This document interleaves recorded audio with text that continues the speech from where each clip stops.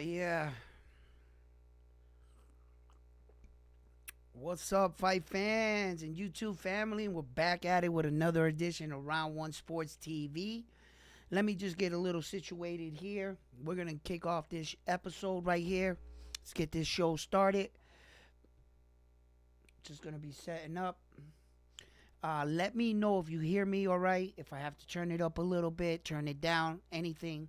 I wasn't able to, I'm in a little rush today, but I wanted to get some breaking news out to you guys and let you know what's going on with some moving parts in the sport of boxing right now. And I just want to get your guys' opinions on a couple things. So I'm going to let some people get up in here, and we're going to kick this all off.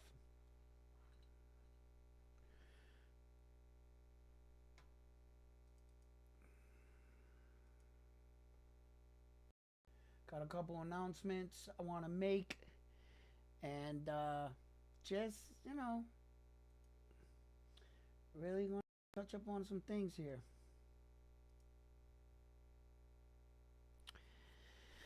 All right, let's see here. Yeah.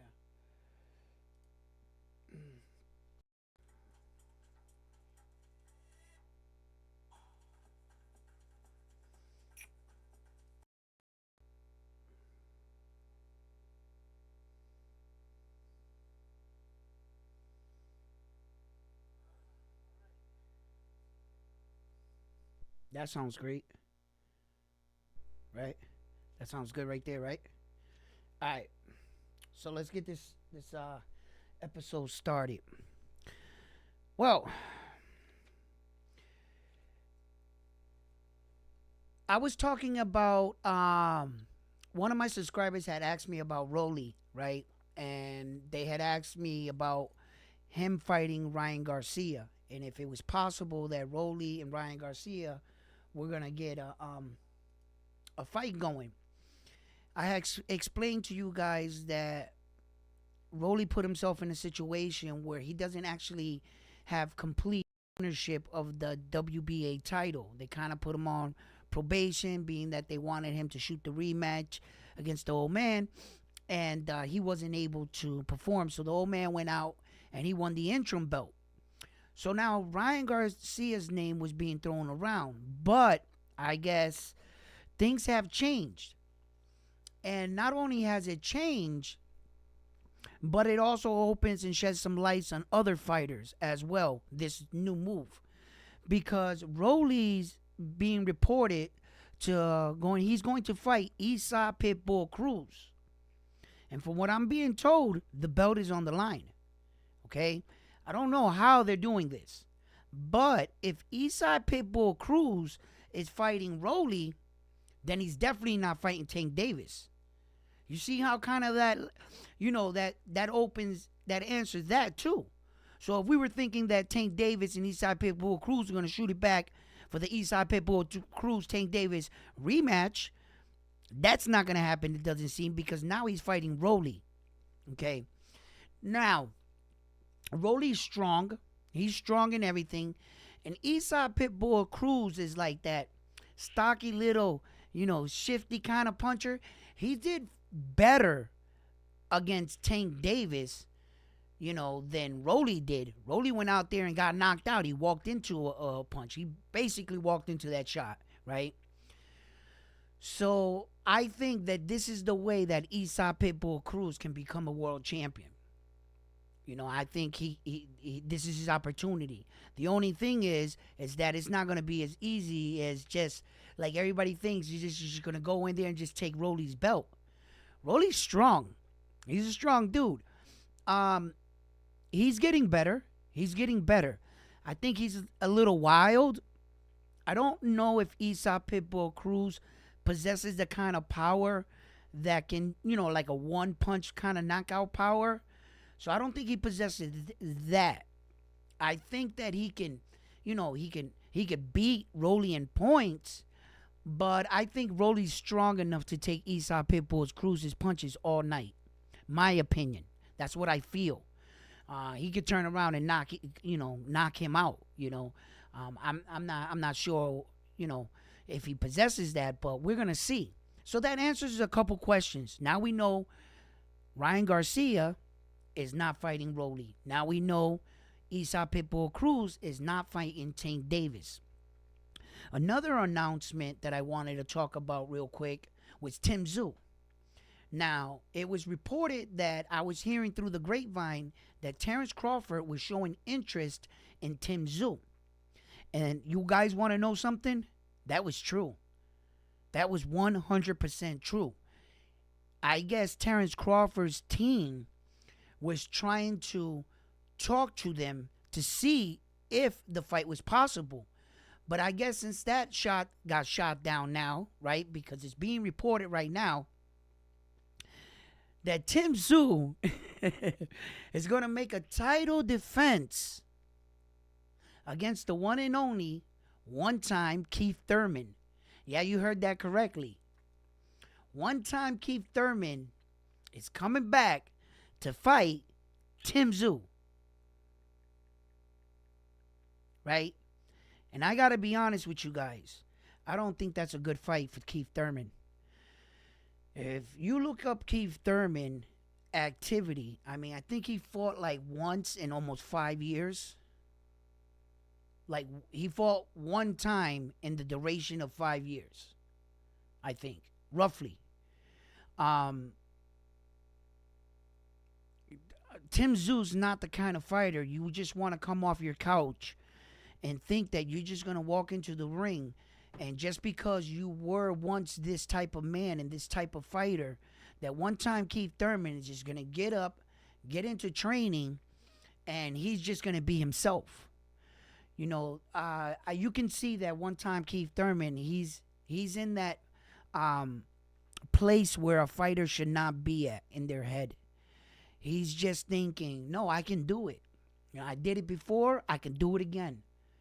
That's not how boxing works. Unfortunately, this is not like you get on a bike and you could just jump off a ramp. You know, you're not. Look, boxing is something that when you train your body and you torture your body in the gym, you do that to maintain a level of shockness throughout your body. Okay, your body is conditioned, first of all, of getting punched in the face. Your skin, your muscles, everything is hard. Your brain remembers that. You recorded this day in, day out. You're seeing an opponent's speed. You're fluent with it. Your movement, your timing, your placement, it's all together. You have created like a 10-year career to get your skills all the way there, and then you say, I got money, I'm good. 5 years later, you want to jump out of bed and fight a real world champion? One time, Keith Thurman, I'm telling you guys right now, I think he's going to get knocked out by tzsu. tzsu is a very, very, very strong fighter. He's a very crafty fighter. And he has boxing speed. I've talked about this. He has boxing speed. It's where a guy necessarily doesn't always ideally look really fast, but with right timing and good placement, that punch will come out so fast that you'll be like, wow, this guy is a lot faster than I thought. Good placement and timing can achieve you that. It can give you the allure that you're a lot faster than you actually are. You know, so what's up, Chang, my boy? How you doing, Chang? I owe you a couple bell rings. I hope you can hear those right there. I've been trying to hook it up. I've been waiting for you to come through because you've been hooking it up. And I noticed that the bell sound was not happening. So, man, guys, what's up, people?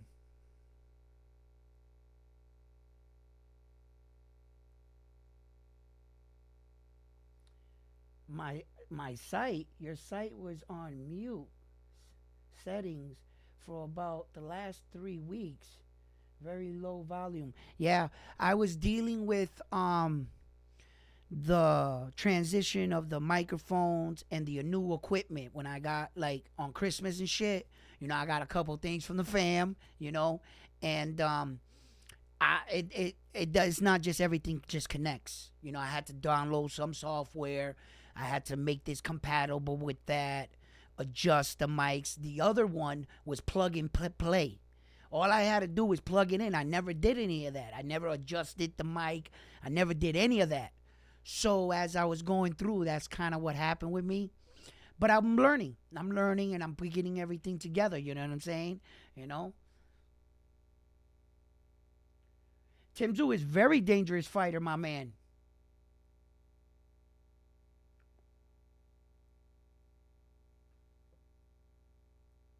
I thought that said Paul. That says Raw.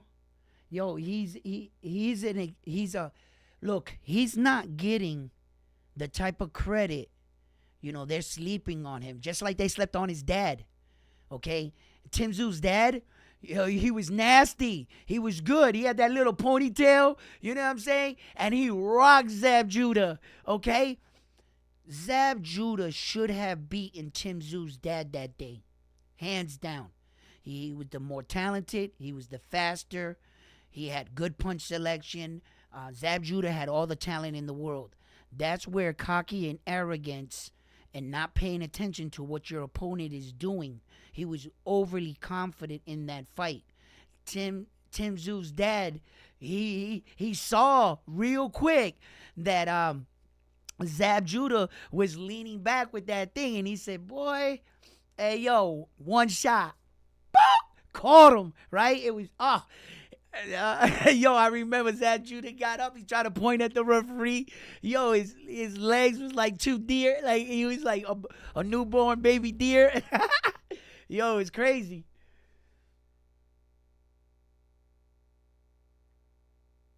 Yeah, he is very. What's up, John?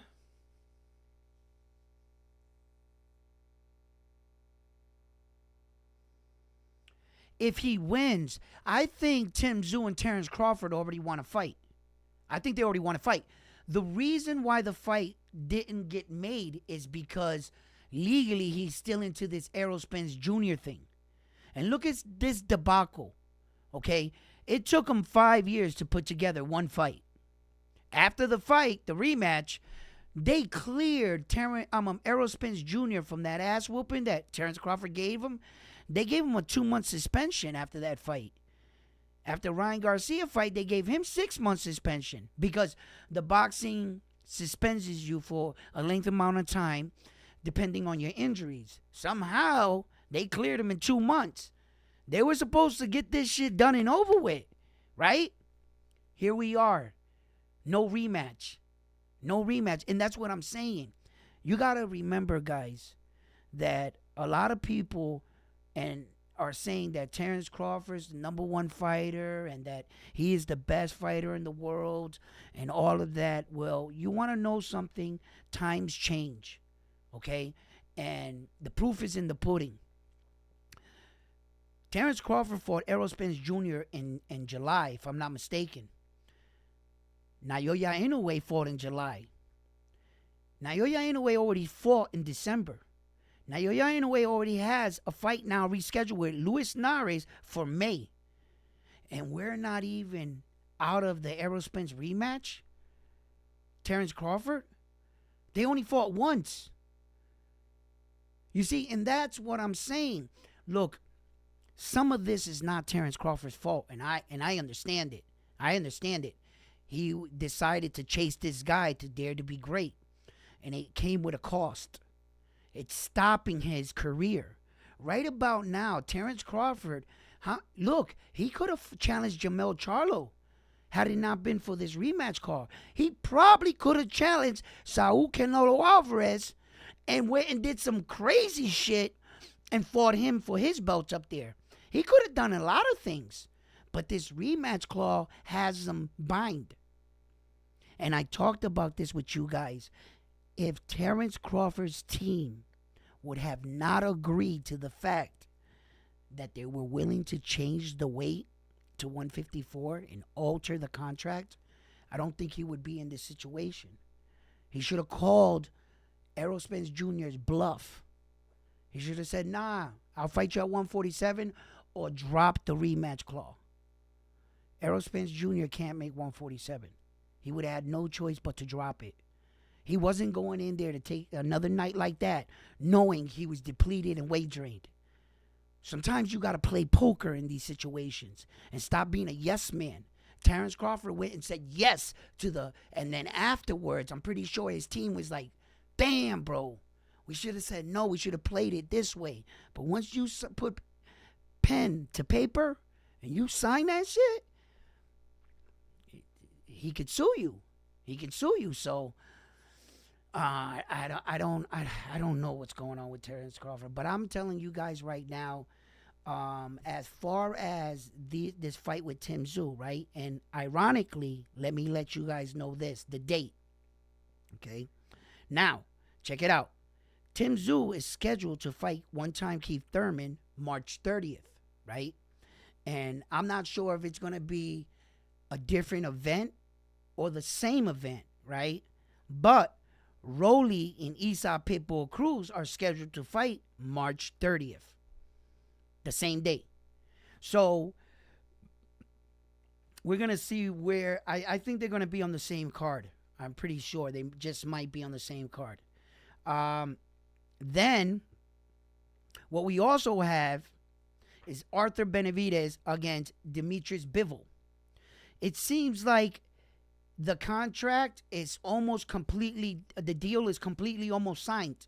What they're looking for is a date to get a good place where to place the fight and where they're going to fight at. But that deal, I'm being told, is practically done. So we're going to get a unified world champion, light heavyweight world champion.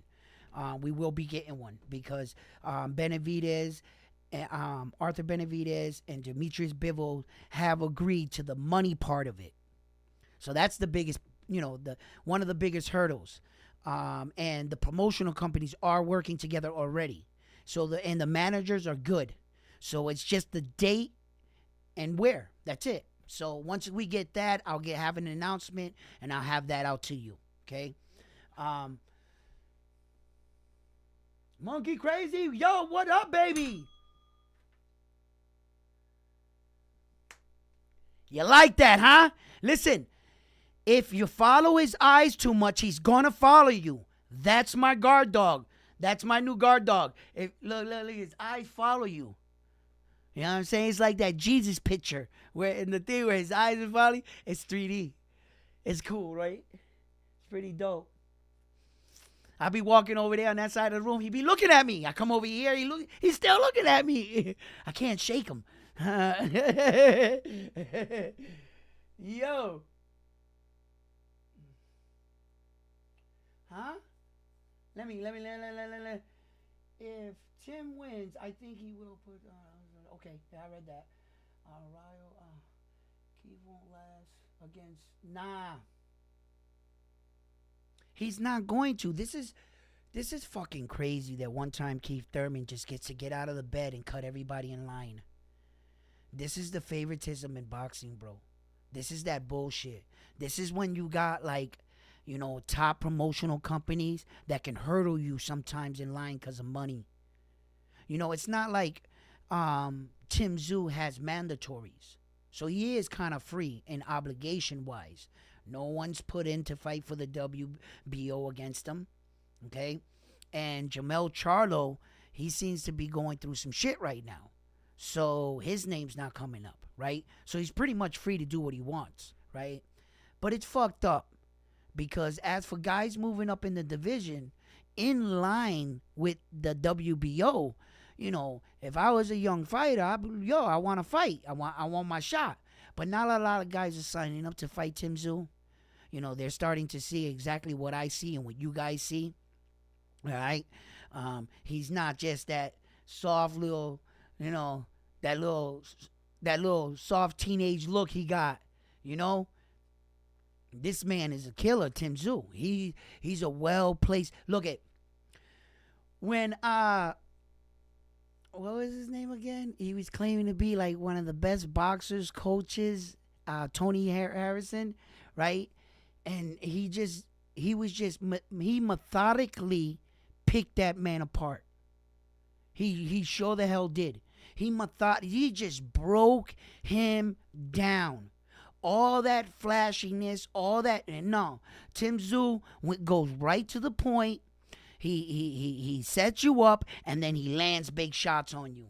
He broke him down, bro. And I don't think one time Keith Thurman should be getting up, gets this opportunity out of fucking where. He doesn't deserve it. Okay, now he's just automatically getting a shot at a title because of his name one time. Okay, careful what you ask for. Careful what you ask for, because just like Keith Thurman said, "Yo, my name, blah blah blah. Let me get a shot at this title." Well, that's a double-edged sword, because if one time Keith Thurman gets knocked out by Tim Tszyu, guess what? That's a good name on Tim Tszyu's record. And he'll be like, I knocked out one time Keith Thurman. You see? So, just like Keith Thurman's putting himself out there, it could be a bad idea. And I don't see his body responding the way he's gonna want it to, like I was talking about in the gym, right? You're conditioning yourself to keep this level. One time Keith Thurman, man, he ain't been punched in the face like that for a long time. His body's, I'm telling you, sparring is not like fight night. I keep saying this.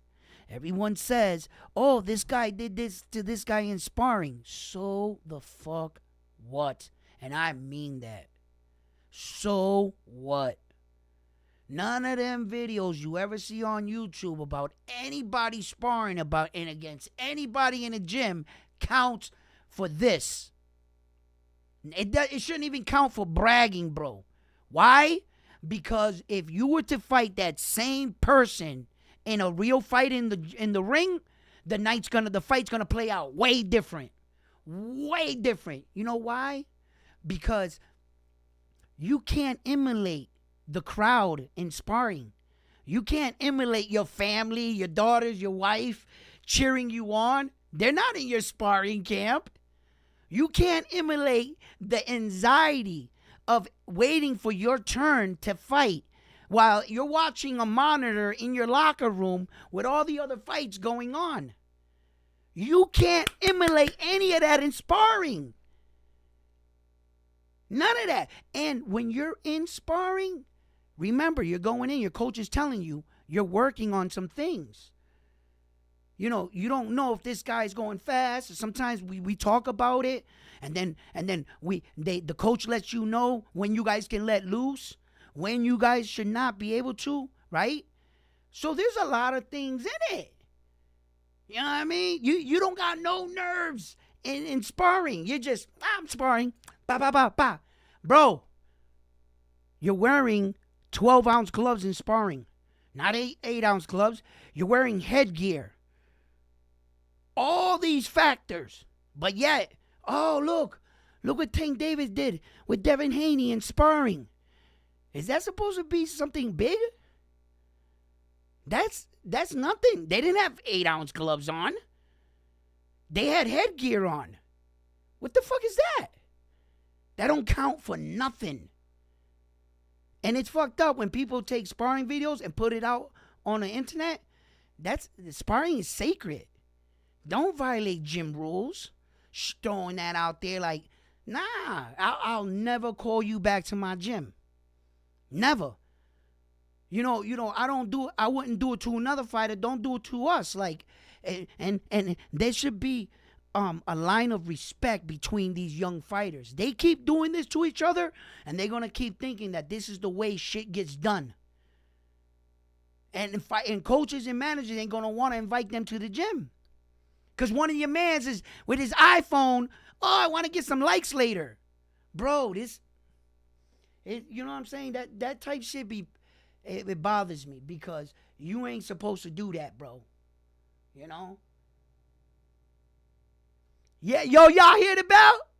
Come on, baby! Tell me you hear it. Let's get it. Yeah, baby. Round one, baby. Let's go. Yo, I'm fixing everything little by little. But listen, guys, I'm gonna be bringing you guys some more interviews. I have some interviews on the road. I'm starting to put some things together. Check me out. I got a website. You know what I mean? An official website. You can like Google me right now. I own Round One Sports Talk. Okay. Let's talk about it. So, yeah.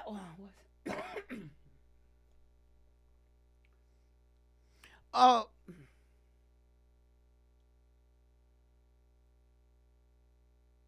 yeah, baby. That's right. You know what I mean? We gotta. If you're gonna do it, I'm doing it for real. And I'm talking right now with a few of my friends, associates in Top Rank. Um, you know, if they're the ones that open the door for a brother, you know, I'm gonna see where that goes.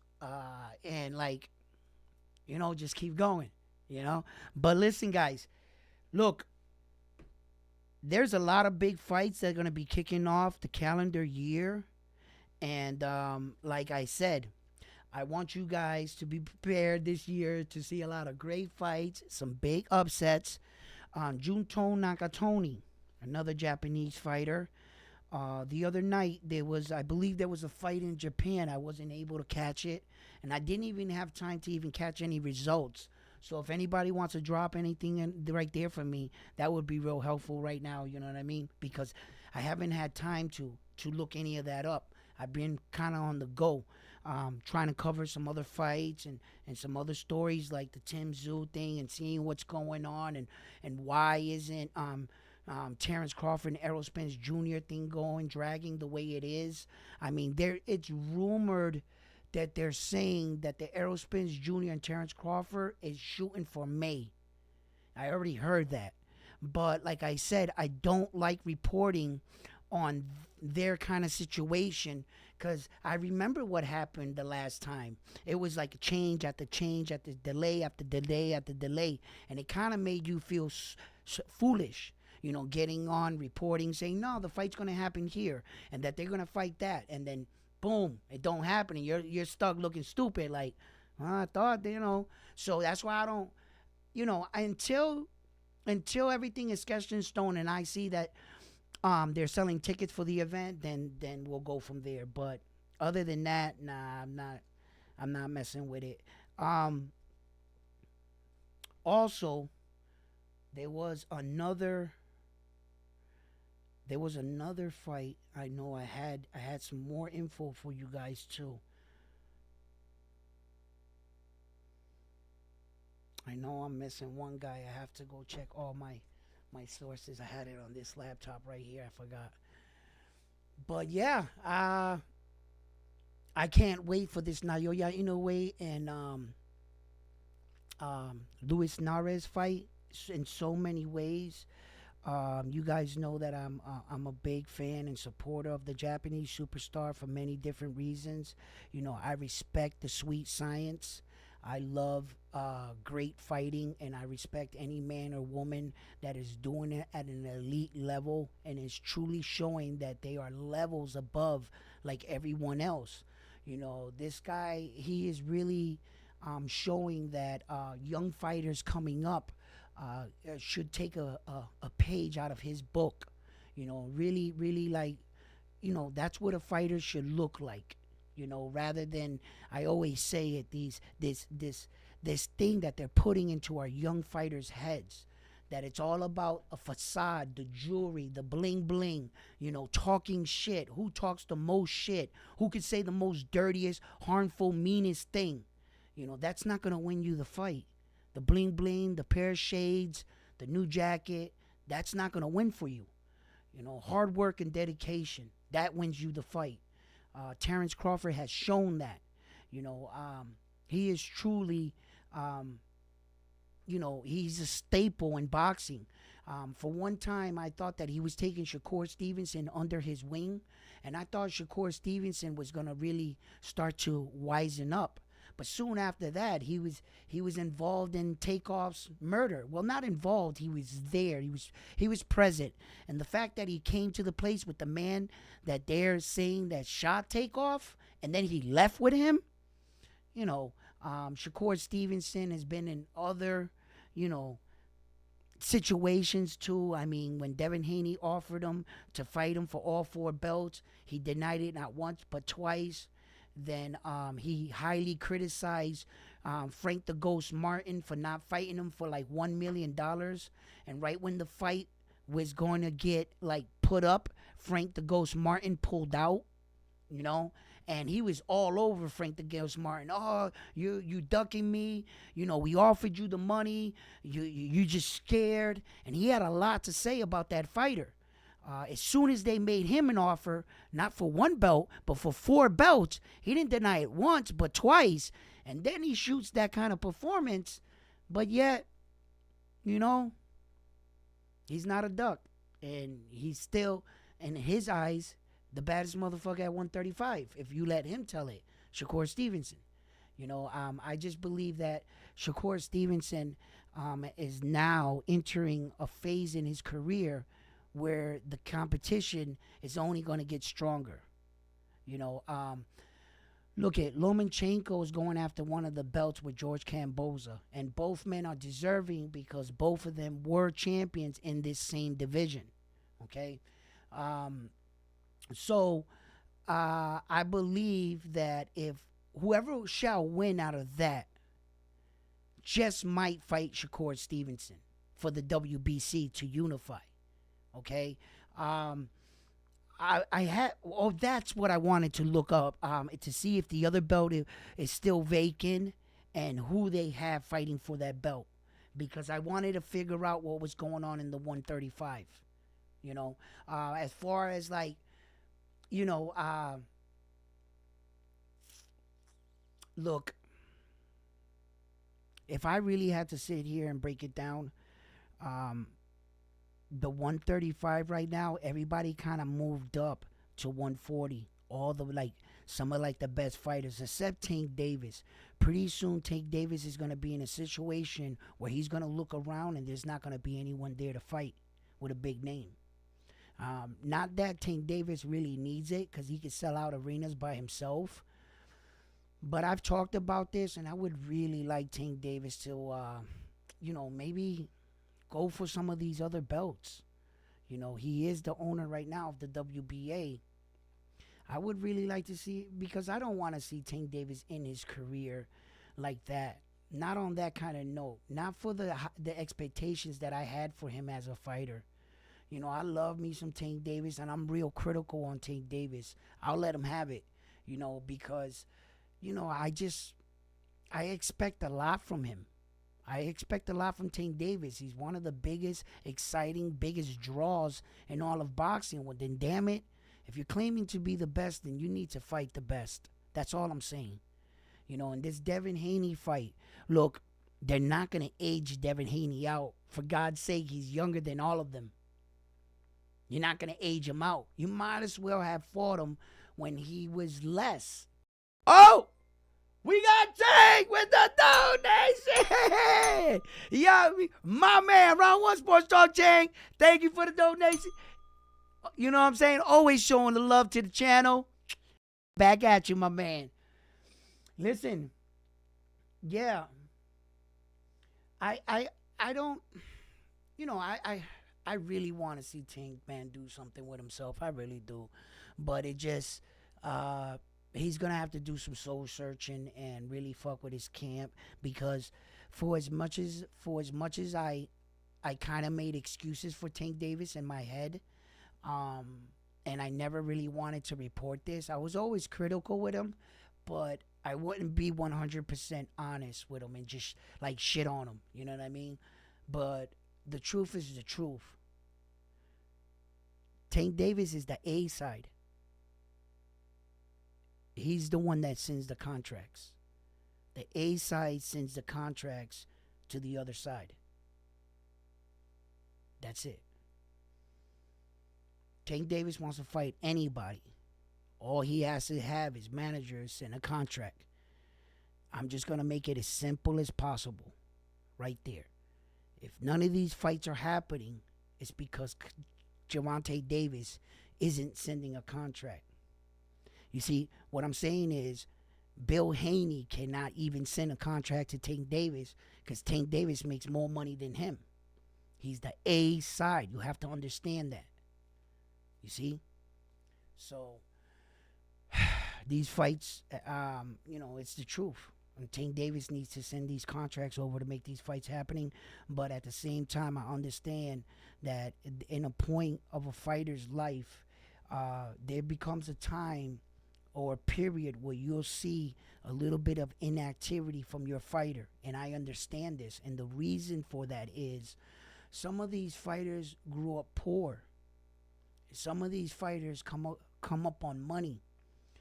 And when you don't know how to manage money, you never had money like that, it takes time for you to even learn how to like live with that money rather than you messing it up after every fight. You get a check after a fight, and all of a sudden going into your next fight, you're like almost broke. And you're like, shit, I kind of fucked that money up, right? So you go into your next fight. So you're like learning how to be this new person living in a much different life. You might not be a billion trillionaire, but the life where your boxing skills have brought you to, it changed your life. And it's hard to adjust to that. You're going to make a lot of mistakes. You're going to have a lot of sleepless nights. You might not train as much. And sometimes you got to get your butt right back in the gym and remember what got you there. Okay? So that being said, it's hard sometimes for some of these athletes to learn how to manage all these things in their life. I see that kind of being one of the issues for Gervonta Tank Davis. He's been in situations where he's crashed cars. Floyd Mayweather set him up in a condo. He sold everything in a condo, sold the Jeep, went back home. Like, he did some shit like that. Like, you can tell that he had to, like, learn how to adjust in this new lifestyle and everything that comes along with it, and everybody that has their hand out and everybody that you want to save and help.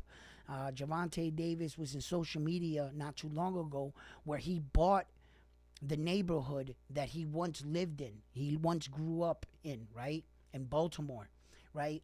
And then like the next day, one of the houses set on fire, okay?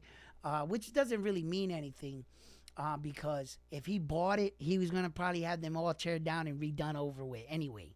It's not like he's just going to rent out the same crack house, okay? So, I see him being involved in a lot of things, and he's being pulled in many different directions, Gervonta Tank Davis, and he's trying to learn how to do all this. And I could see where that shit's playing into his life. He's doing a lot for a lot of people, and he's trying to save a lot of people. But he backed himself into a corner, with these kind of fights that he scheduled, and now he's getting older, and the light at the end of the tunnel is getting smaller. He's going to retire pretty soon, and he hasn't achieved that much. Technically, as far as right now, let's say Gervonta Davis retires today, right? That second belt he got, he never won it in the ring. I want you to keep that in mind. The criticism he's going to get for that second belt, he's never defended that second belt. As a matter of fact, he never won the second belt. They emailed him the second belt, okay, for the second weight division because Devin Haney vacated it. So it kind of fell in his lap. He was deserving of it. I'm not going to clown Tank Davis like they gave him a phantom belt, right? He had the interim belt, so it fell to him. You know what I'm saying? He was the next man in line, but he never won it in the ring. So if he were to retire today, I'm not even sure they would give him credit for 2 divisions in the Hall of Fame. That would be up to they would review that shit. You're damn right they would. When you come in, they're gonna be like, wait a minute, you're saying you're a 2 division world champion. You never won the second belt in the ring. You never defended it. Actually, they never put the belt around your waist, meaning you didn't complete the ritual. You know what I mean? No, so that would be up for interpretation, whether or not the Hall of Fame would accept that belt. And that would be real interesting if that's just. And I don't think ever some shit like that has ever happened in boxing history, where the person retired right when they gave them the belt and they never, I don't think that's ever happened. That's crazy right there. But what if some shit like that were to happen? What happens in that situation? Technically, you didn't win the belt. You gotta make that shit happen, right? I mean, that's how I feel. I don't think nothing like that's ever happened.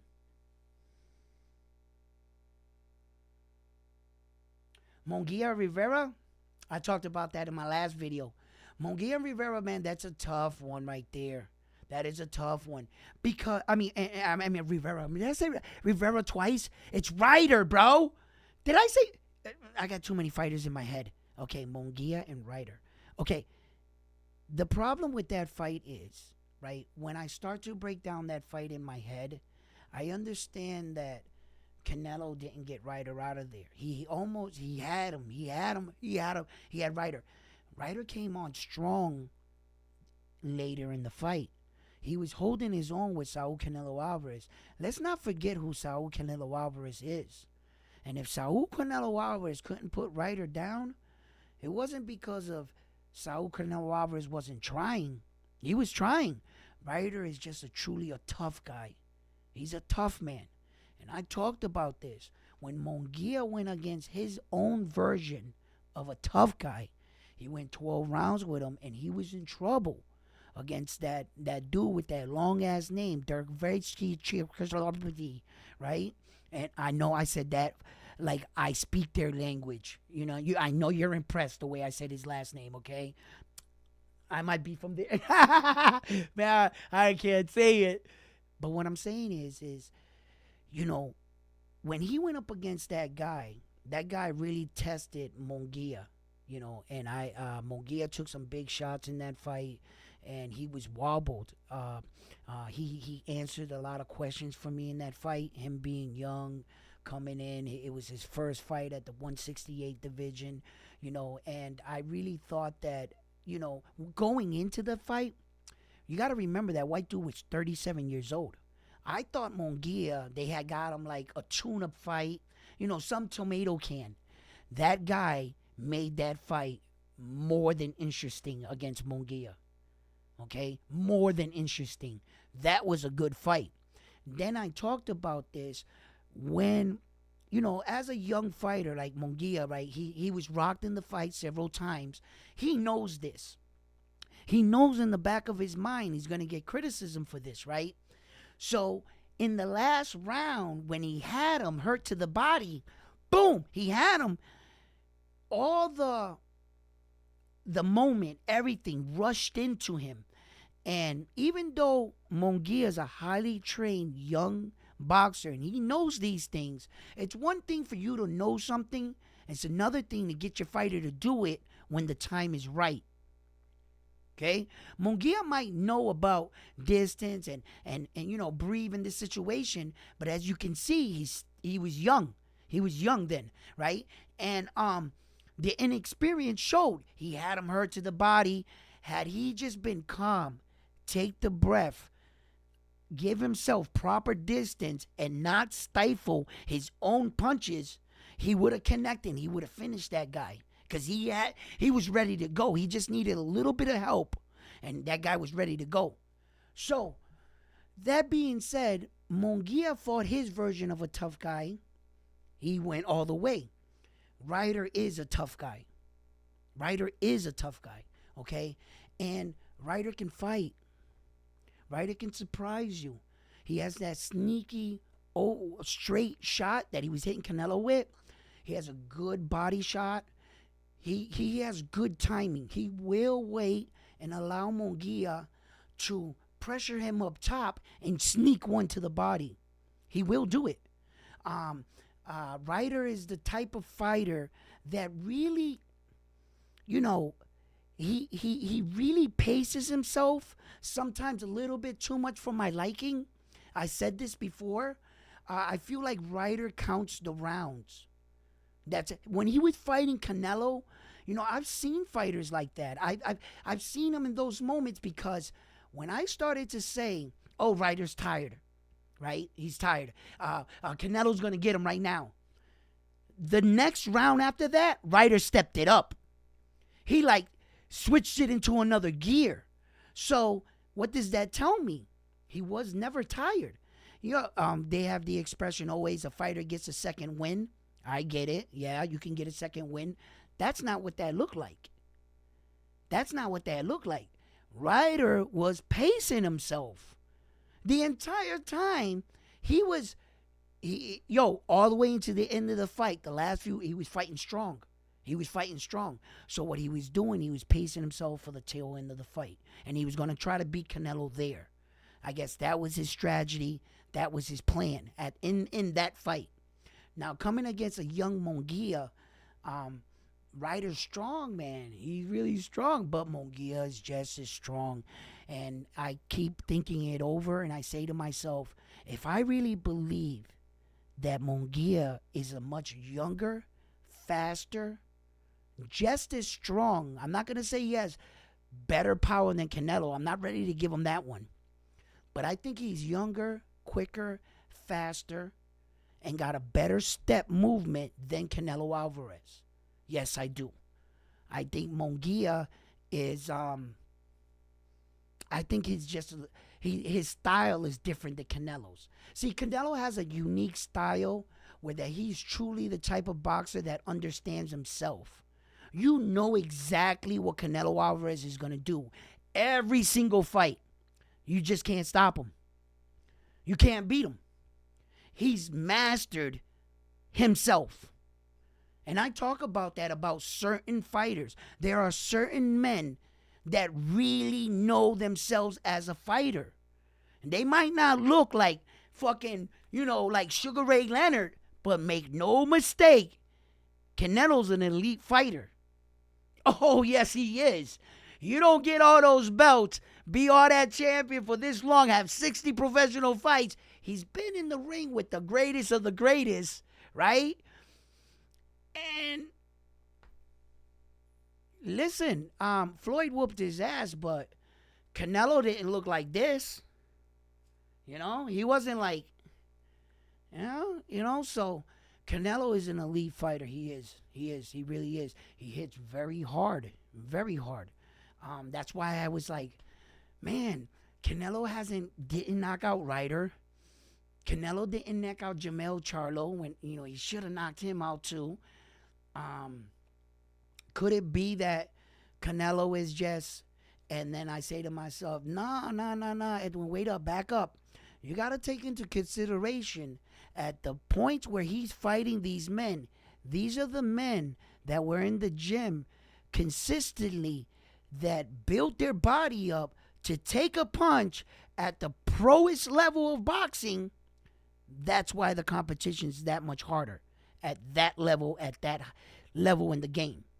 It's no more Canelo's fighting these guys that are coming up that he's not. No, these guys are stone cold veterans to the game. They're straight warriors, okay? And that's what I mean. You're not just gonna do that. I have a lot of fear for one-time Keith Thurman going up against Tim Tszyu, and I'm telling you guys right now, I see a knockout, and it's not gonna be for Keith Thurman. I just think that's foolish. I talk about opportunities and wanting to be back on top. I get it. I would want an opportunity, and I would want to get back on top, but I would be honest with myself. Let me tell you something. When George Foreman got off his couch after being away from the sport of boxing for over 10 years, George Foreman had the connections, and he knew the right people in boxing that I'm telling you, with maybe just one fight or whatever, George Foreman probably could have squeezed a top 10 guy if he wanted right away. George Foreman could have talked to the powers that be, and they could have scheduled him the type of fights he would have wanted to try to get money real fast. But you know what George Foreman did? George Foreman was honest with himself. And he said, I don't want no handouts. I don't want you to put me in a situation. I want to earn it, so to speak. He still has his connect. But what George Foreman was doing was molding himself again. He knew as a fighter he couldn't just get out of bed and go in and fight the top guys. Now that's a man that is honest with himself. And he worked his way all the way back. I mean, his weight, he never really got it under control. But when you can hit as hard as George Foreman, fuck it. They know cutting weight at heavyweight anyway. You come in whatever you are. And you don't cut weight at heavyweight. He's just got to maintain it that way he can move better. But there was a man that understood himself. I don't think that one time Keith Thurman, I think he's just drinking his own Kool-Aid. Because that just doesn't make any sense for me. It really doesn't. I think by the 6th, 7th round, one time Keith Thurman is going to get stopped. I'm calling it 6th, 7th, 8th round. I think he's gonna be ready to go. Yeah. Glenn, what up? I love all boxing knowledge and all your new updates in the sport. Thank you, man. Thank you. Yo, you guys, can I get some likes up in here? Can you guys smash them likes a little bit? I'd appreciate that. Listen, guys. Who do you guys got in this Teofimo Lopez fight against Jermaine Ortiz? That's going to be kicking off real soon. Who do you guys got in that fight? Do you guys see T.O. being successful? Is any of you guys really giving Jermaine Ortiz an opportunity here? Do you guys, what do you see? And coming off the kind of performance Jermaine put against Vasil High-Tech Lomachenko, right? Look, to tell you guys the truth, I think that Jermaine fought Loma better than Tio going back, thinking about it, right? Because if I can remember correctly, Loma didn't throw any punches like the first 4 or 5 rounds, I think it was.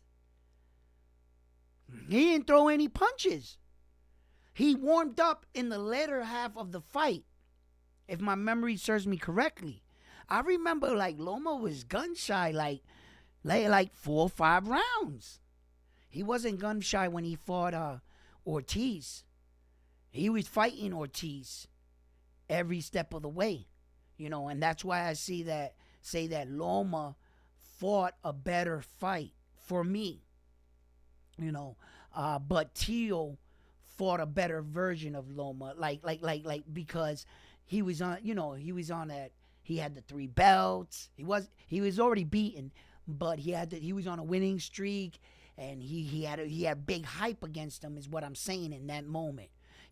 Loma was revered as the Matrix at that time, so he was just like his image was just bigger at the time. You see, rather than when Ortiz fought him, Loma didn't have that big kind of buzz like that. He didn't have any belts, So in that aspect, yeah. Tio beat a bigger version of Loma, okay? But that performance that Loma put up against Devin Haney really, and like I reported it, you guys already know this. My subscribers know that watch me. I told you, I was telling you the entire time, Loma was going to show up to that fight against Devin Haney. I said it. I said Loma was going to show up, and I knew it.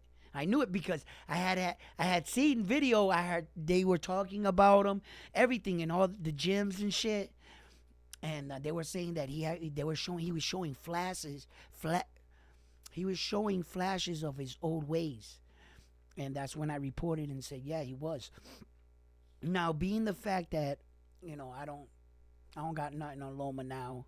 I don't have any insight on him and stuff like that. And he's fighting George Camboza, and now Tio's fighting Jermaine Ortiz right now. I see young Jermaine Ortiz gonna put up a better fight than I think a lot of people are giving him credit for, and I'm hoping that he pulls off the victory. Let's just face it, Tio is a tough dude.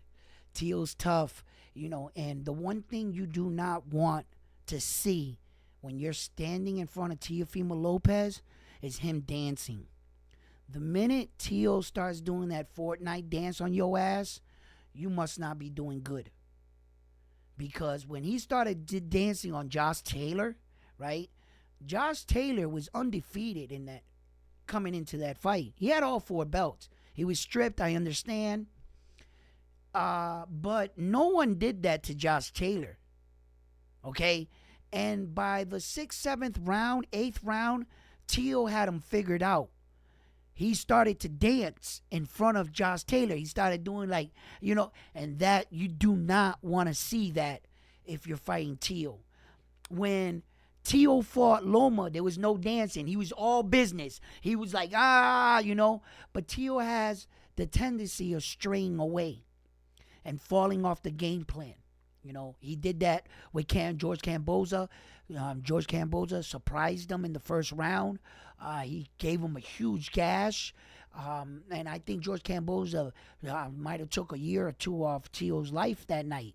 I really do. He did. Tio's going to pay for that ass whooping later in the back of his career.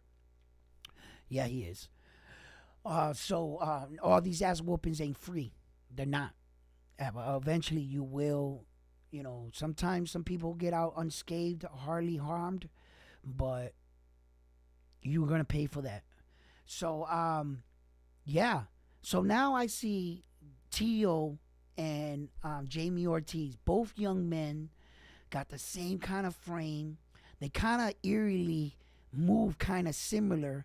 I believe Tio has fought in the better quality of opponents. I believe that Tio has been in bigger situation than the young man. But like every young man coming up in boxing, he just hasn't had his opportunities. Jermaine, these are his opportunities. And what he's telling the world, give me an opportunity and I'm going to show you I'm not bullshitting. Just give me the opportunity and I'm going to show you I'm not bullshitting. Okay? And these are the opportunities that you want if you want to dare to be great. If you're going to be at the 140 because it was obvious that Ortiz wasn't making 135 anymore, and you're going to be up there with the big boys, Sabriez Matias, Devin Haney, you're going to be up there with them, well, you better be able to want to rock. And I saw that I'm not going to say that he would fight Shakur Stevenson right now because Shakur, I don't think he's going to just rush up to 140. I don't see that happening. He's got a lot of unfinished business at 135. So, yeah. All right, what up? Loma was doing his thing that night, huh? Wasn't he? Wasn't he? He looked great. He looked great.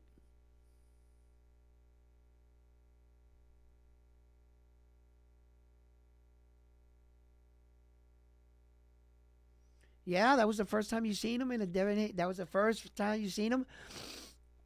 Listen, Loma, the one great thing about Loma as a fighter, Loma understands angles real good. His distance and his angle where he uses to dart in on the person, right? He can lose a fighter in his cuts alone. There's some fighters can't keep up with him in that aspect. Other fighters understand that, and with subtle movements and just small shifts in your foot movements, you can keep Loma in front of you. But you got to know what you're doing, okay? It doesn't take a lot of movement to cut him off. He's actually the one exerting more energy, Loma, from doing all that movement. But as a small guy, he's built like that. He's an electric dude kind of dude.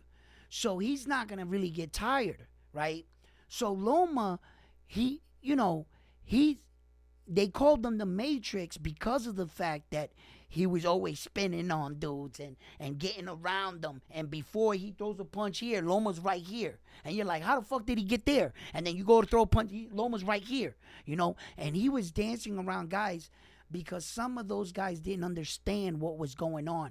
Then you have fighters like Devin Haney that wasn't going to allow Loma to do that because, for one, Loma never got this close to Devin Haney, ever. In order to spin Devin Haney around, to keep him to cut, what is he going to do? Cut the air in front of him? He's going to psych out the air in front of him because that's the only place Devin Haney allowed him to be. It was on the outside at the end of his punches. Loma had to dart in and give Devin Haney something. Every time, because Loma was shorter. So Devin Haney understood that every time Loma hit him to the body, where was the next shot going to go? Typically, to the top. As soon as he touches your side of your rib, that arm's going to go start. Devin Haney's shot was coming underneath his shot, hitting him right here in the rib. So every time he went boom and he went up, he was already getting hit with a shot from Devin Haney. Devin Haney was hitting him right to the body. And Devin Haney was taking that from Loma. So Loma to the body, up, boom, and then he'd get hit. And Devin Haney understands these things. Devin Haney is truly a great fighter. Devin Haney, he really is. He's just going to be a better fighter. He's just too young. Being the fact he's still, for God's sake, hasn't got his man strength at the time when he fought Loma. He's still a baby. Devin Haney was 24 years old. He don't got his man strength at 24 years old. I'm a fucking man. I can tell you it's going to come in later, a little bit later. 26, 27, 30, you're in your prime. He's 24. Loma was 35. Loma was in his prime, a little past it, like a year or so past it, but he was still fucking great. And he's fighting against a kid. To keep that in mind, Devin Haney's a baby in that fucking ring, and he did that. That's why I'm saying Devin Haney's going to be on some Kobe Bryant shit, where Kobe Bryant wore the number 8 in the beginning of his career, and then he wore the number 24 at the end, and he had 2 Hall of Fame careers with both jerseys. Like, you could retire both jerseys, and they were both worthy of Hall of Fame. Both jerseys. One man did that. That's some shit Devin Haney's going to do. I keep saying it. It's going to happen. Watch. You'll see. Devin Haney's just young enough. He's younger than all these dudes. He's young, just as young as all of them. Tank Davis is going to retire before Devin Haney. How about that? And Devin Haney did fucking so much more, bro. So much more. Yeah. But Devin Haney's lifestyle as a boxer, let me reintegrate this. That kid was very fortunate. Not every kid in the world is ever going to get opportunities like Devin Haney's father gave him. That was something that, all the stars had to be aligned.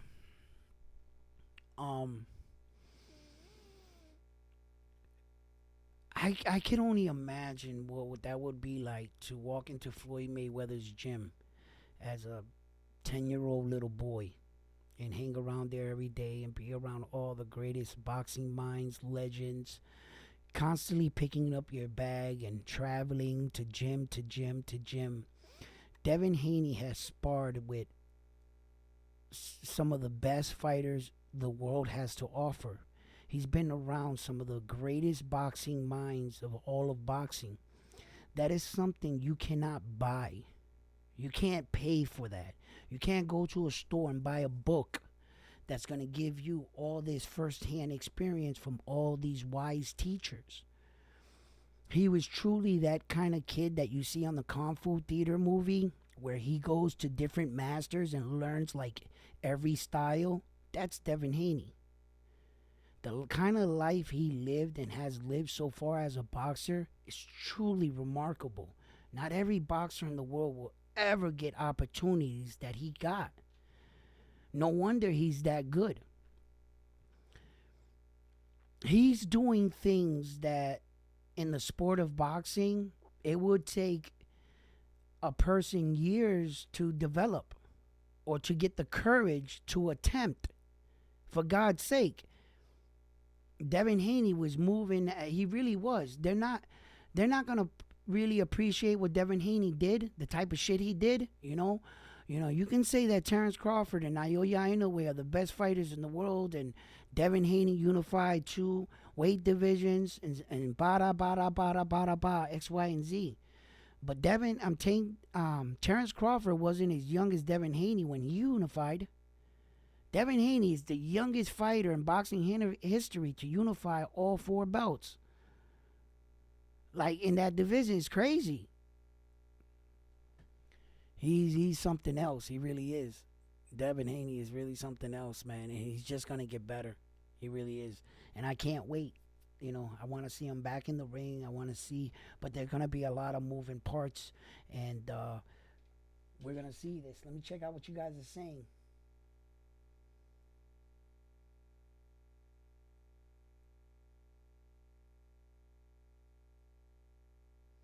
Yeah, it's crazy when you fuck with both fighters and you don't know who to root for, right? Usually in a situation like that, I just let the fight play out itself, and I kind of just be like, let the best man win. And whoever getting their ass kicked, depending how they get their ass kicked, because sometimes I'll root for the underdog in the middle of the fight. I'm like, come on, you could come back and win, and it just makes the fights that much more interesting. But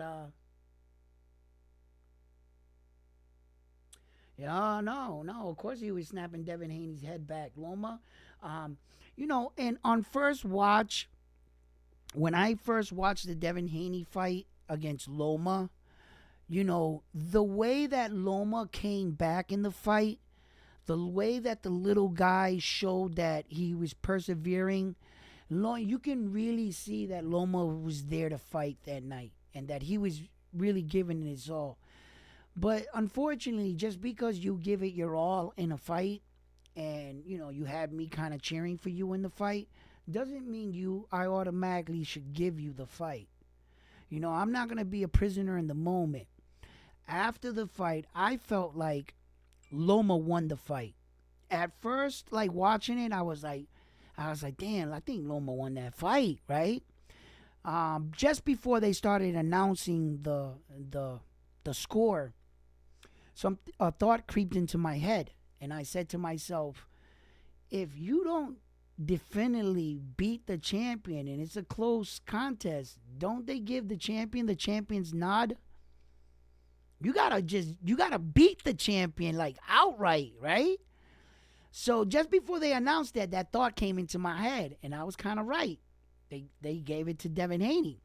Now I went back and I watched that fight again, and I watched it again, and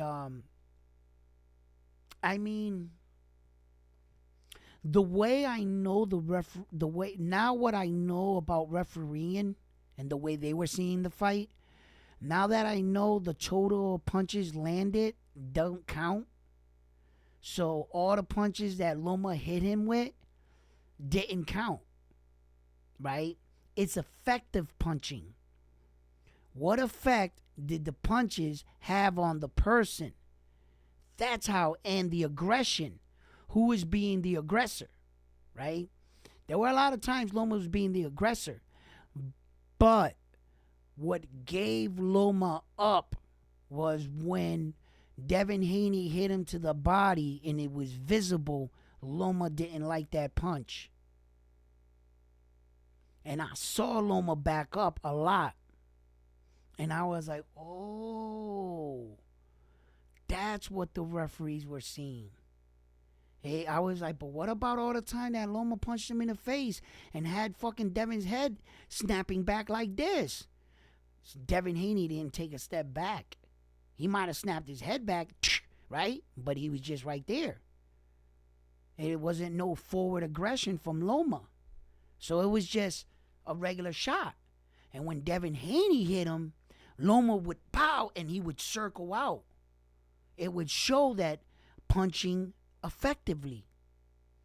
Had Loma just pop and no, you ain't did shit, they might have, you know what I mean? And then they got to go by the kind of punches or damage in the face. You know, if they can't determine by effective punching, then they go to effective aggression. And Loma probably would have got it for effective aggression because he was being the one that was pushing the action in the fight with Devin Haney at the time.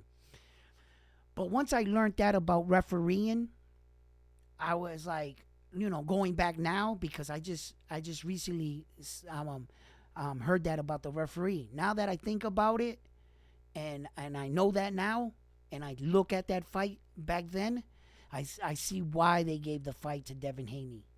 And I'm like, oh, okay. I'm like, all right. Because I felt like Loma outpunched him. But that's not how they judge the fight. So I was like, shit. I was like, all right. So see, that's where it kind of breaks down, you know. Yeah, they had more effect. Devin Haney's shots had more effect. And now that, like I repeat it, now that I know that's how the referees are looking at it, and they're not telling it by like, oh, he punched him 12 times in the face. Like I told you guys, you can punch this guy 12 times in the face with a jab. And I hit you one time in that round and you stagger, who's going to win the round? Me. My one punch, effective punching. You staggered. I win the round. You punch me in the face 12 times in that round and I win because I punched you once and you staggered. That's how it scored. So, and that's why I can see it now. You know, and I was like, oh, okay, that's why Loma lost the fight. Because it looked like Devin Haney's punches were more effective. That's all. Yeah. And just like, okay, Francis Ngannou's coming into the fight with Anthony Joshua. Now, a lot of people are saying that Anthony Joshua can beat Francis Ngannou in a decision, which I agree. Okay, I agree he can beat him in a decision, but when Francis Ngannou fought Tyson Fury, if it isn't scored by punches landed and it's scored by effective punching, then why did Tyson Fury win that fight?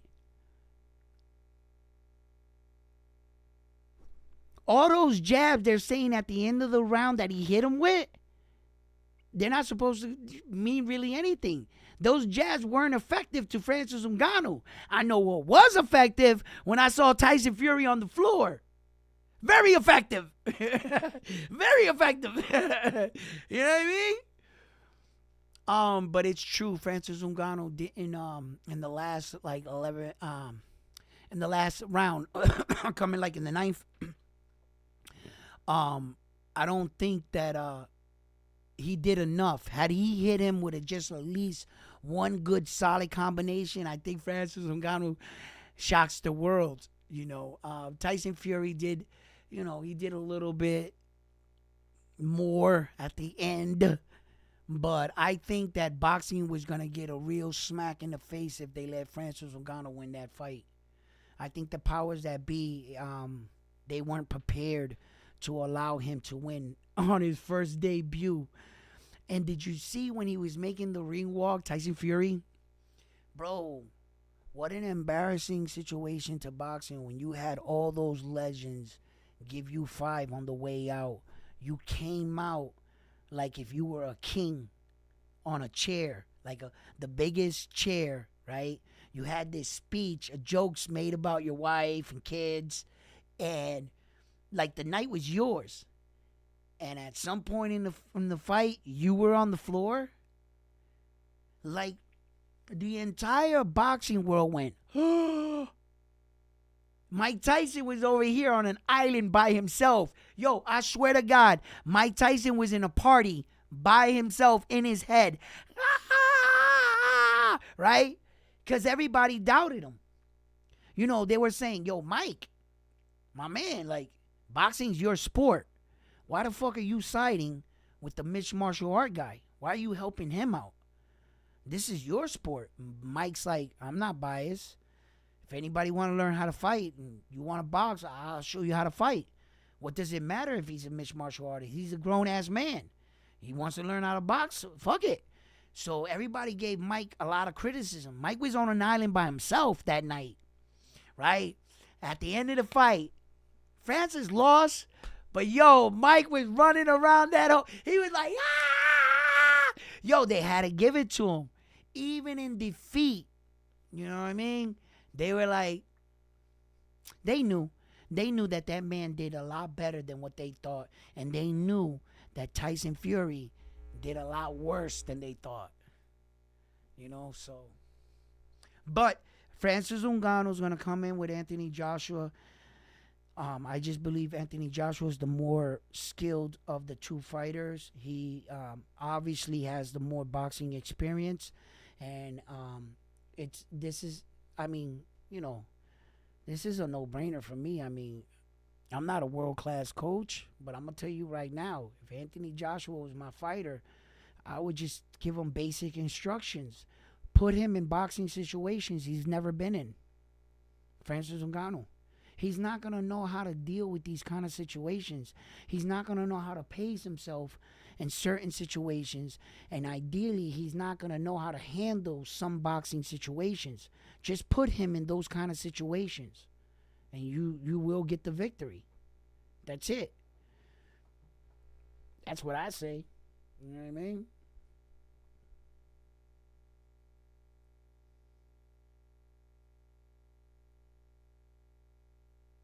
Yeah, yeah.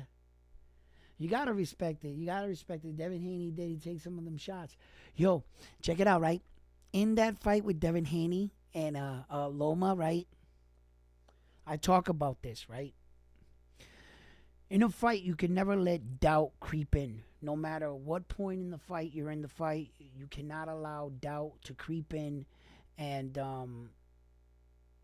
like, or you can't have that moment in the fight where you knock the guy out and you think the fight's over and you dump everything off, and then all of a sudden the guy gets up and the referee's shaking his glove and going, "Okay, fight," and you're like, "Huh?" And you let the adrenaline dump just come out of you because you thought the fight was over.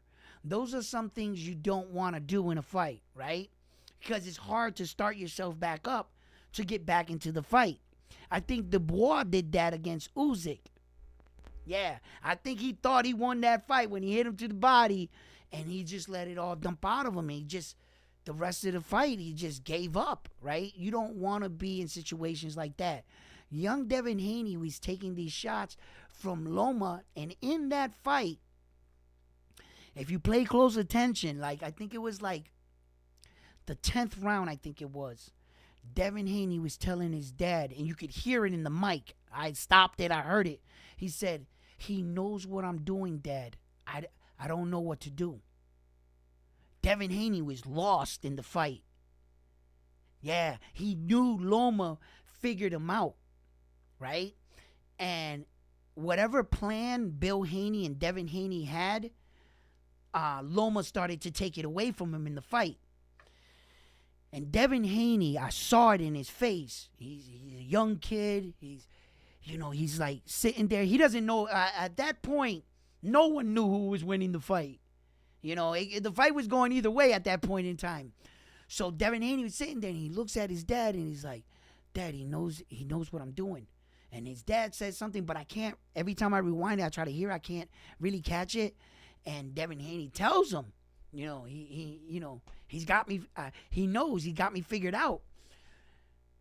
For a young man in that situation to persevere, to know that the other guy has you figured out and he's coming on stronger, you're starting to feel weaker. At that point, Loma started to step on the gas. He had to remind himself in that situation who Devin Haney is. He has to remind, I'm him. Wait a minute, I'm him. I am him. No, no, no, no, no. No fear is gonna creep into my head. No doubt is gonna. No, I am him, Loma. Wait a minute. You might got me figured out, but I still know how to fight. And it was good in that moment. He was able to recognize that. Some fighters do their game plan, shoot their load, and they concede. Oh, I gave you everything I got. Up, I guess, yeah, and they fold up, right? Or they ride it out. Some fighters see that they can't win in a fight, and they're good with a moral victory. Oh, I lasted 12 rounds with you. It ain't no moral victory with fighters like Devin Haney. That's not good enough for me. A moral victory. The fuck is that, bro? I want to win. I want a taste of the glory. You know what I mean? Nah, ain't no moral victory. And Devin Haney had to look deep within inside of himself on that night. And you could see it. Go back. His curls all fucked up. His face is looking a little beet red. He's like, Dad, man. He was like, he knows he knows I'm doing it, right? And they were having the conversation. His father, like, come on, Devin, and he had to go out there and believe in his training. He was like, wait a minute, he might, but I'm still fucking Devin Haney. Hold on, I'm him, baby. And that's what I liked about the young man. He didn't, even when his game plan wasn't working. Even when things were going wrong in the Loma fight, he didn't. Real champion. He didn't fold. He was, come, let's go, bring it, bring that shit. Come on, come with it. So, you gotta give it to the young man. What up, Danny? What up?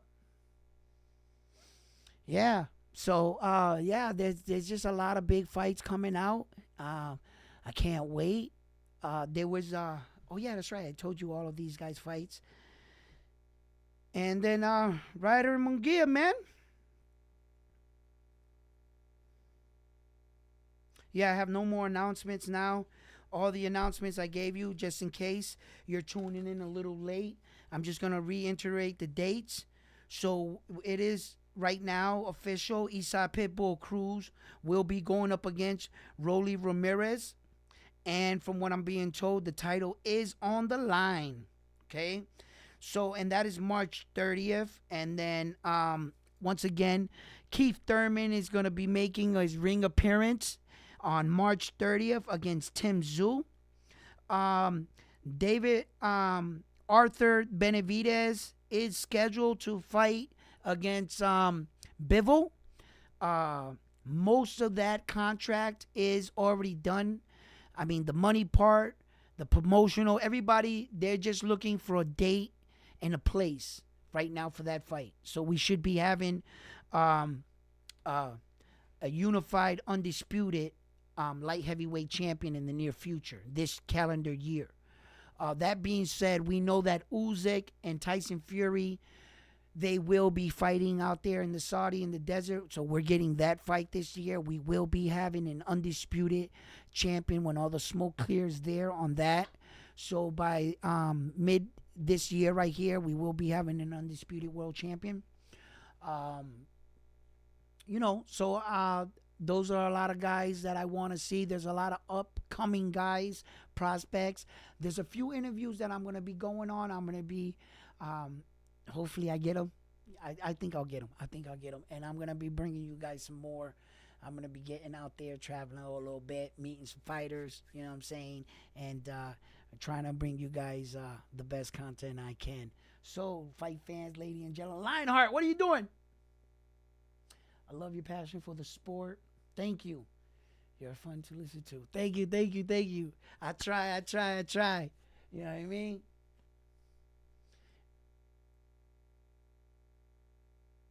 Just making sure no one else, I didn't miss anybody. Is there anything you guys want to talk about? Any fighter, anything that you guys see that someone's saying, that you're not in agreement with? Like the Japanese superstar mostly, that little dude, man, they just, a lot of people are giving him his credit and his just dues, and they're starting to really recognize what a lot of us already saw They really wasn't giving him his, any time of the day. They weren't even giving him an attention, for God's sake. They were just writing him off, basically, is what they were doing. And this Japanese dude is really showing that he is just on a different fucking level, bro, than everybody else. It's just, that's where we're at. This Luis Nares kid is in for it. A lot of spectators and fight fans are not giving him much of a chance, and neither do I. I really don't give him. I didn't even know why he got this fight until I revealed that it was because Lewis did that to their former champion. It was interesting enough that the Ringside Magazine gave Naoya Inoue Fighter of the Year, in which, in fact, out of all the Japanese fighters in Japanese history, no Japanese fighter has ever won that award. He is the first Japanese fighter to win that award. Okay? Now, I know that the Ringside Magazine, has been criticized. Oscar De La Hoya owns Ringside Magazine now. So, but it is truly one of the biggest boxing staples, one of the oldest. It's got respect. It's got respect, and there's people that work there. It's not like Oscar's running the show all day, you know what I mean? They're great writers, and for the most part, they do their job well. And hats off to Naoya Inoue for winning the award. And becoming the first Japanese man to ever achieve an award like that. So that was real interesting. For as many great Japanese fighters they were, none of them ever won it. I found that very interesting, But now it seems like the Japanese fight scene is making a real power move, and it's all based and due, in fact, because fighters like Naoya Inoue opened the door for his countrymen, and that's really good, So I think that the only reason why he took this fight was because he's gonna beat the shit out of Luis Nares for that disrespect of what he did. The missing the weight, testing positive on PE, and then knocking out their champion in the second round in such a disrespectful manner, weighing 5 pounds overweight, and then knocking him out like that. They took that real disrespectful, but like I said, I always spoke about this. It didn't merit a lifetime ban. I think that was a little too much harsh of a punishment, and I hope that they did pay Luis Nares right for this ass whooping he's about to get, because he's gonna get his ass whooped. But just in case you didn't catch my last show, I just want you to know that I expressed this, right? I believe that the Japanese superstar can knock out Luis Nares whenever he wants. I just think that the Japanese people, the people that are all pissed off at Luis Nares and that gave him the ban, they might ask the Japanese superstar not to knock him out, to stretch it out and whoop his ass and teach him a lesson of respect. And I think that that's the message that they want to get across to Luis Nares. You're not going to come over here. We're going to roll out the red carpet for you, and you're going to spit in our face. They took that real disrespectful. That was their hero. And the way he was just like, basically, you have to be a professional in this sport. And when they ask you to take the fight and make weight, you're supposed to at least try to make the weight. 5 pounds overweight, you didn't even fucking try, bro. You really didn't even try. But it doesn't merit what they did. That's what I'm saying. And then the Japanese superstar expect to see a beating. See a beating. What good does it do for him to go out there and knock him out in the first, second round? Did you exact your revenge the way you wanted it? You got him off in the lightest way. He got knocked out, got a paycheck, on the plane, he's gone. You didn't do anything. You see what I'm saying? So what I expect to see in his fight is a lesson being taught, a lesson in respect. That's what I think is going to be taught here to Luis Nares. And I think that he might last a few more extra rounds but not really because of his own devices. I think it's going to be because he's been set on a mission. This is a fucking straight up hit.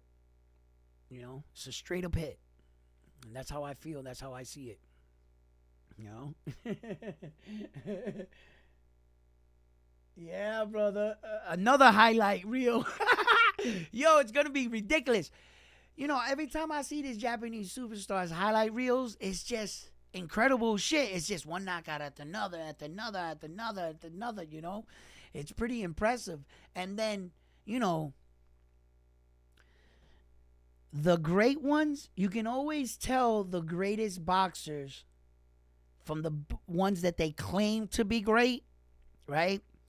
Because every time I go look up his highlight reel for getting knocked out, the Japanese superstar, I can't find the reel. There's no reel out there where it shows him getting knocked out and then making memes on him. Just like when every time I looked up, let me look up Floyd Mayweather getting knocked out. You know, I can never find those videos. You know why? Because they did it the best. There ain't no motherfucking videos of them getting knocked out. And sometimes when they want to put other men in their kind of conversation and convince you that, no, this guy is better than Floyd. Really? Really? Because if I'm not mistaken, they got him on highlight videos getting knocked out. But they don't got this guy on highlight videos getting knocked out. Yo, you can say what you want about the Japanese dude, right? But I don't see him getting knocked out on no highlight videos. So, you know, it is what it is. People could talk shit about anybody they want. And they can try to convince you that this fighter is better than this fighter. But at the end of the day, you know, you can shut bullshit down. You be like, oh, yeah, he's better?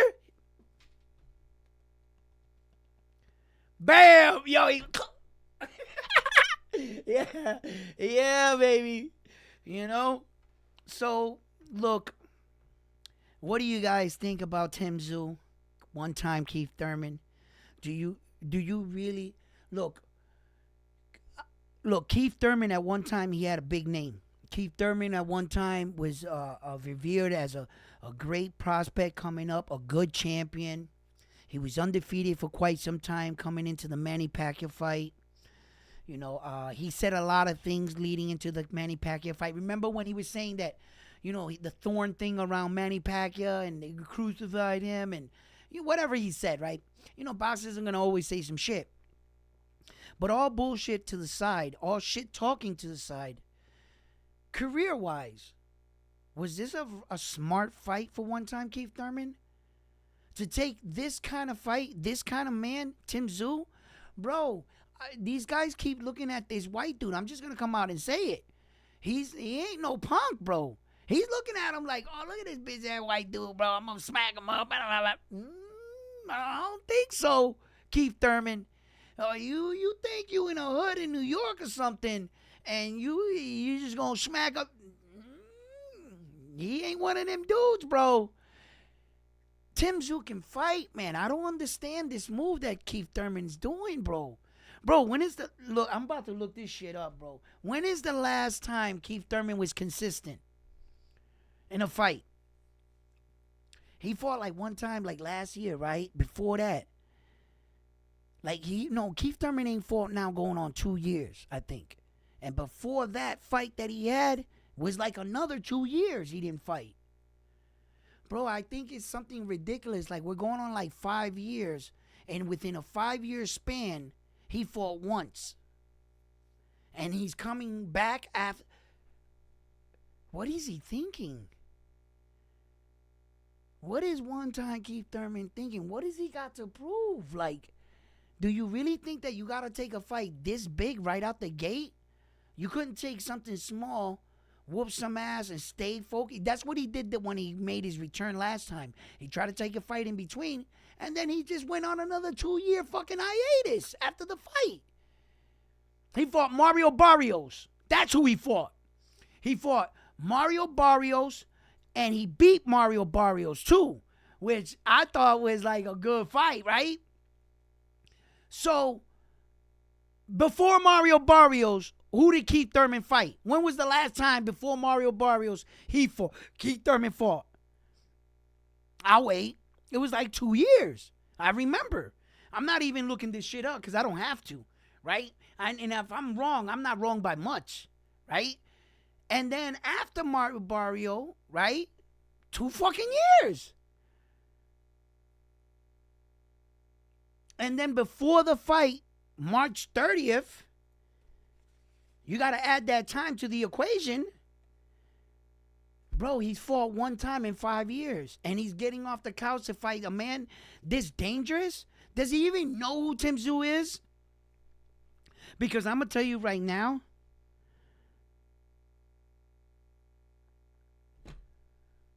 I don't want to say this. I'm not ready to say this yet. But I was about to come out and say that at one time I thought Tim Tszyu was going to beat Jermell Charlo. There hasn't been a time I thought that. No. Jermell Charlo's been going through some bullshit. He's been doing some stuff, but I think that Tim Tszyu ever I was just like, nah, not until recently that I seen Tim Tszyu's last 3 fights that I said, wait a minute, he might give Jermell Charlo a better fight than I thought. That's when I started saying to myself, when he beat Tony like that, I was like, I understood what he was doing. And I was like, the Charlo twins are more aggressive. They rely on their power, a little bit of their volume, and pressure. They do set up punches. The other brother is a better counter puncher than the little brother. You see, the one that would be fighting Tim Tszyu. Okay, I believe the older brother is better out of the 2. Okay, now the younger brother is more of a like in your face kind of fighter. Okay, he'll throw a lot of punches, but he throws a lot of wasted punches. Jermell Charlo, he wastes a lot of punches that are really not necessary to be throwing. He's throwing them at the gloves and shit, and like, nah, learn how to set it up a little more. Use your jab better. He abandons his jab at times in the ring. There'll be like 2 or 3 rounds that Jermell Charlo's jab won't show up, and then it'll come back, and then he'll start snapping it back. But he's been known not to be fundamentally sound everywhere. Jermell Charlo, he's been getting away with it in his career because his power has gotten him out of some situations that I thought had the fight continued, Jermell Charlo would have lost that fight. Okay, but his power's bailed him out a couple times in some big situations. Okay. Tim Tszyu is more of a I'll break you down kind of fighter. You know, you think that he hit you with that one shot, right? Then he covers up, he resets, you're doing what you're doing, and you're not thinking much of it. But that shot, and then you're doing, and then that shot, and then you're doing, and then that shot starts to add up and pile up. And by the 6th, 7th round, his opponent doesn't understand why their body's not responding, why they're so tired, and why they feel like that. Bro, this guy has been wearing you down. You know, you had to recognize and not allow him to give you with those shots that he just put you on the rope, that you think, you're like, oh, I'm up on the rope, I'm protect, boom, boom, boom, boom, boom, boom. All right, you didn't do anything. That's going to add up. That's going to add up. And you're going to, just like Marlon Tapales took those shots against the Japanese superstar that I felt he shouldn't have stood in front of them. And the 4th, 5th round, he was standing in front of them like that. Those shots, he shouldn't have took those punches. When he went down in the 4th round, Marlon Tapales, I said to myself, what are you doing standing in front of the Japanese superstar like that? He was like, hit me, like, wanted to be a tough guy. And what happened? Those punches weighed on him, and he couldn't take them no more. Those were unnecessary punches he should have not taken. You got to make the guy earn those punches. Don't stand there and just give him those punches. You're allowing yourself to become a punching bag to what? To prove what? You're not going to fuck with the Japanese dude's head. It's not like he's going to be like, oh shit, I hit him with everything I got and he's still here. Oh man, this guy's tough. No. The Japanese superstar is like, oh, you took that? I got something else for you. Hold this. Oh, you still hold that? Yeah, you like that? That's where his mentality is. If you don't fold from what he gave you, his mentality is, I got something else for you. Here, try this out. How'd that feel? Oh, you're still here? Try this out. Oh, you know what I mean? So, that's where his mind is. So you're not going to beat him that way. And Tapales didn't have to stand in front of him and take those punches. He took some unnecessary punches. I felt anyway.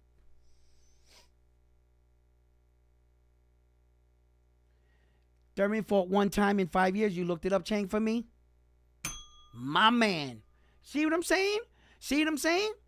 You see? One time in 5 years. I'm right. Okay? And because the reason why I'm out, right, because I've been covering boxing and I ain't reported his name but one time. You know what I mean? So I'm like, when's the last time you seen him fight? I'm like, against Mario Barrios was the last time I saw him fight. And I ain't seen anything else.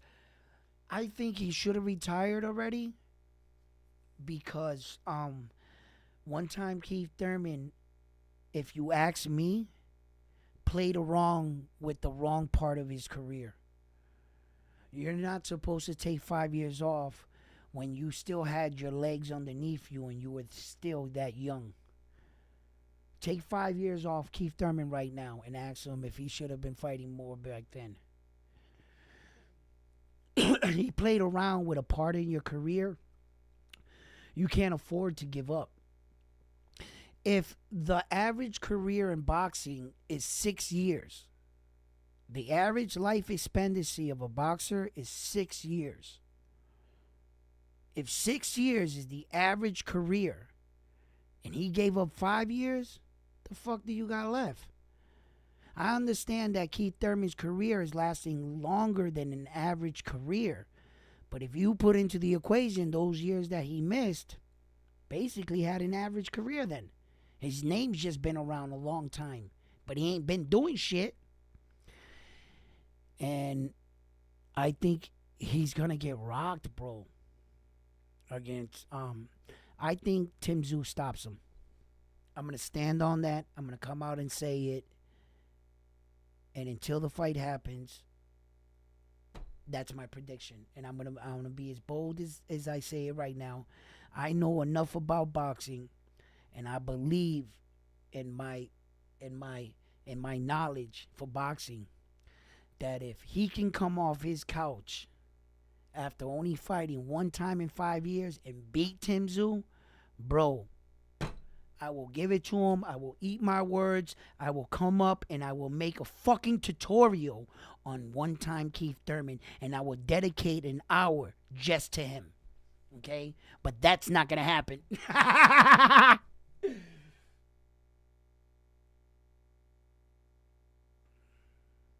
You see?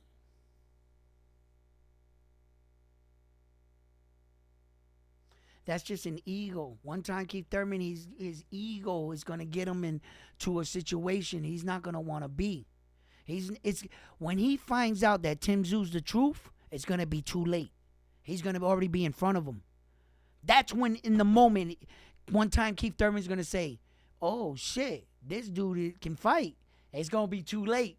Because the next thing he's going to be thinking, well, the next thing he's going to see is that flashlight. Are you all right? Yo, talk to me. What's your name? Where are you? He's going to start getting answered. He's going to getting asked questions like that. What's your name? Where are you? Yeah, buddy. Yo, Chang, I don't know why he took this fight. For the money. If it was for the money, he could have fought somebody else and made that kind of money that he's making with Tim Tszyu. Keith Thurman's name still sells. He has a good fight supporters. There's people that'll come out and support Keith Thurman. He would have made that kind of money fighting anybody else but Tim Tszyu. It's not like Tim Tszyu's this high fucking pay-per-view fighter that only fights on pay-per-view. No, he's not. You know, Tim Tszyu is not making that kind of money. That's why I say, why pick Tim Tszyu? If you wanted to fight Tim Tszyu, fight one fight, 2 fights, then go after Tim Tszyu. Yeah, I'd be like, all right. Keith Thurman would have been better prepared. Listen, one time Keith Thurman, in his prime, when he was just before fighting Manny Pacquiao, I'll put that version of Keith Thurman against Tim Tszyu. Then I would say, now that would be a 50-50 fight a little. And maybe I would have gave a slight edge to Keith Thurman even then. Yeah, Keith Thurman is a good fighter. And he's strong and he punches hard. Keith Thurman is a lot smarter of a fighter than I would like to give him credit for. I'm going to be honest with myself. Okay? He's smart. He's a smarter fighter than I would like to give him credit for. Dig that. Okay? But he's not that man. I can't expect him to be the same man he once was and expect to see that version against Tim Tszyu. That's what we all thought Errol Spence Jr. was going to do against Terrence Crawford. And what did we see? We all thought that Jermell Charlo was going to go up 3 weight divisions and seriously fight Canelo Alvarez and that he had a chance on winning. Look how much they sold you guys that storyline. And you knew in the back of your head, no one's ever jumped up 3 weight divisions like that and won. But yet, we expected a lot out of Jermell Charlo. No, it wasn't a money fight. The fuck it wasn't. Yes, it was. That was all about the Benjamins. That whole fight. And then we just sit there and then we act like we're like disgusted or appalled by their performance. Like, oh shit, no. Jermell Charlo was never supposed to win that fight. Ever. That's why they dangled that carrot. There was so much at stake. Remember, Jermell Charlo would have become the first man in boxing history not to successfully unify all 4 belts in 2 separate weight divisions. Nah. That would have been a small trophy compared to the trophy Jermell Charlo was offered. He would have made Terrence Crawford and Naoya Inoue's accomplishments look like B-level accomplishments. He would have became he would have had 8 belts at the exact same time. He had all 4 coming into the fight, and if he beat Saul Canelo Alvarez, fuck unifying all 4 belts in 2 separate weight divisions at 2 separate times. He would have did it simultaneously. That would have blew out Terrence Crawford's fucking little 2 division and the Japanese's dude. The Japanese dude would have had to keep all 4 of those belts and somehow get someone that has 4 belts to challenge him. That's never gonna happen. The odds of that happening, you gotta understand. They put a huge fucking carrot in front of that man, and he was like, yeah, I'll fight. Saul Canelo Alvarez, his management, and everybody that knew about boxing knew Jermell Charlo didn't have a chance. He had too many factors against him. Too much weight going up. Everything was against him or off, just going in. You might as well have shot him in the leg going to the ring. Boom! It probably would have made it fair. Shooting Jermell in the leg. Because at least I say, well, at least he was shot in the leg. Because, listen, there was nothing fair about that fight. Absolutely nothing. So. But Jamel Charlo shouldn't have been poking his nose in business that didn't concern him. He didn't get the phone call. His brother did. And if you're going to say yes to these things, whose fault is that? Yours. Canelo Alvarez actually only did his job. You're the one saying, yeah, I could beat you. I'll sign me up. Really? You think you could beat me? Yeah. Oh, all right. He's just doing his job. And skating by the guys he's supposed to be fighting, like Jose David Benavidez. Like Munguia. So that'll be a good fight. But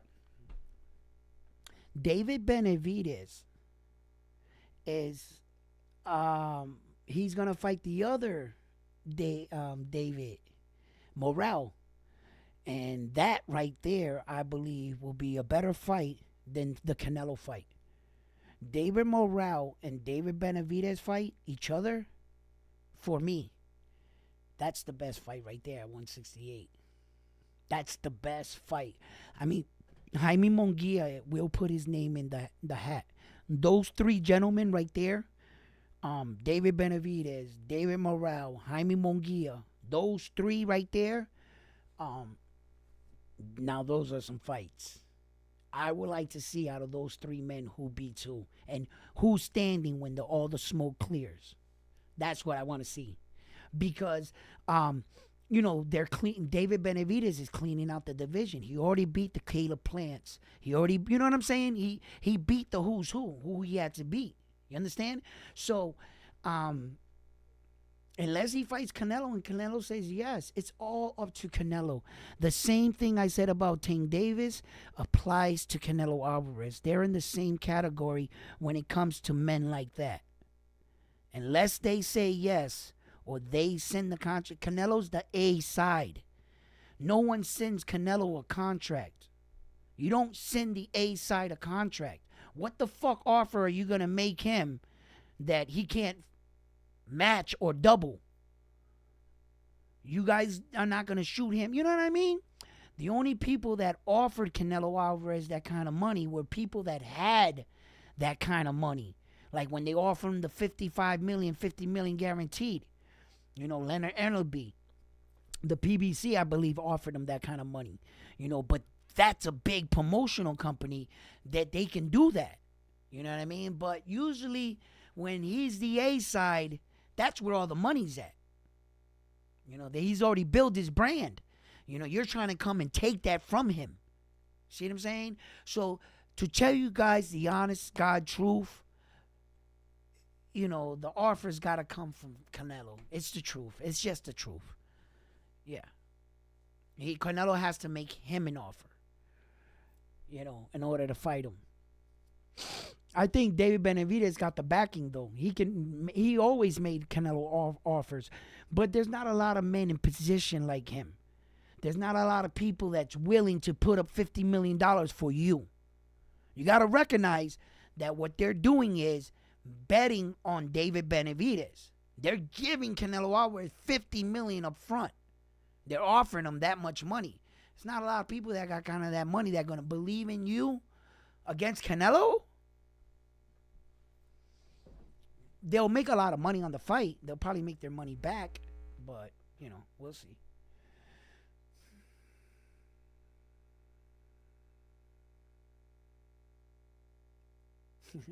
I'm going to take his job. You think Keith Thurman's going to be a great commentator? I'm going to look you in this camera right now and I'm going to tell you I'm going to fight him for that job. Because he ain't better than me. Tell Keith Thurman after he retires from boxing, I said he wants to go commentate for commentate. We can get... He want a shot at the belt? I don't think Keith Thurman should get off his couch. I've been doing this reporting thing for a little while. He tell him to stay out my game. Right?